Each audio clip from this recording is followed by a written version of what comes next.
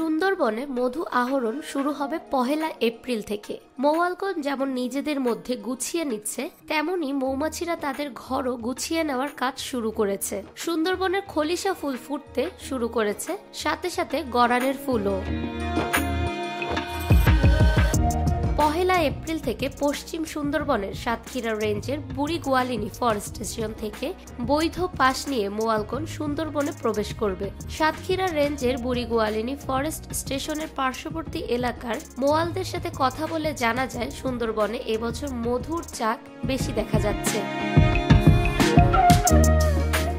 সুন্দরবনের মধু আহরণ বিষয়ে বুড়িগোয়ালিনি ফরেস্ট স্টেশনের স্টেশন কর্মকর্তা জিয়াউর রহমানের কাছে জানতে চাইলে তিনি বলেন, প্রতি বছরের মতো এবছরও 1 এপ্রিল সুন্দরবনে মধু আহরণের জন্য উৎসবের মধ্যে দিয়ে শুরু হবে মোয়ালদের হাতে বৈধ পাস উঠিয়ে দেওয়া। সুন্দরবনের মধু আহরণ শুরু হতে যাচ্ছে 1 এপ্রিল থেকে শুরু হয়।